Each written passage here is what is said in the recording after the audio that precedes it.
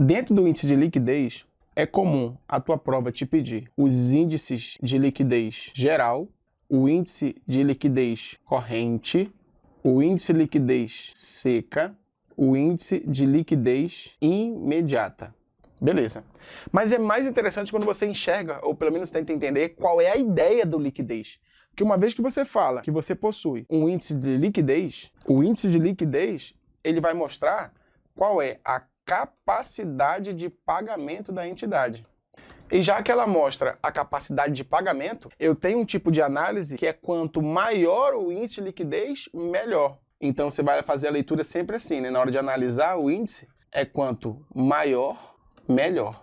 Então falou de liquidez, enxergue sempre como liquidez com a capacidade de pagar. Lembre que dentro do balanço patrimonial, quando se fala índice de liquidez, você está falando liquidez como capacidade de transformar algo em dinheiro. Aqui em análise de demonstrações, a liquidez geral é a ideia de pagamento da dívida, liquidez corrente, pagar uma dívida, liquidez seca, capacidade de pagar. Então, esse índice de pagamento, às vezes é tratado como índice de solvência. Então, é bem explorado em prova dessa forma.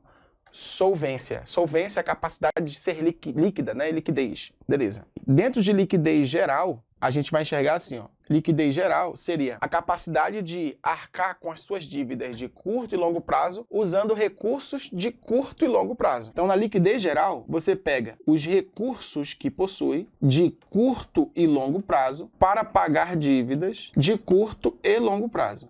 Porque você está falando da liquidez, e a liquidez é a capacidade de pagar. Então, qual vai ser a fórmula do índice de liquidez geral? Então, o índice de liquidez geral terá a seguinte fórmula. Você vai pegar o ativo circulante mais alguma coisa, vai dividir pelo passivo circulante mais o passivo não circulante. Ok. Chama atenção aqui o seguinte. Se você colocar bem aqui, ó, ativo não circulante, só para combinar com o que está embaixo, vou até apagar bem rápido para você não fazer um print errado, você vai ter um item muito errado, porque o ativo circulante você não pode somar com todo o ativo não circulante. O ativo circulante ele é somado ao ativo realizável a longo prazo. Dentro do ativo você tem o ativo circulante e o não circulante, sendo que dentro do não circulante fica o realizável a longo prazo, o investimento imobilizado e o intangível. Então aqui você tem, dentro da liquidez geral, a soma do ativo circulante mais o ativo realizável a longo prazo e divide isso pelo passivo circulante mais o passivo não circulante.